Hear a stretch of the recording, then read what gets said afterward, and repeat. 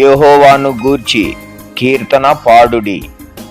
ఆయన తన మహాత్మ్యమును వెల్లడిపరిచెను. భూమి అనంతటను ఇది తెలియబడును. యెషయా గ్రంథము 12వ అధ్యాయము 5వ వచనము. Praise the lord. నీ విశ్వాస్యత గొప్పది, నీ విశ్వాస్యత గొప్పది, ఉన్నతమైనది అందరి ఎడల ఎన్నడు మారనిది.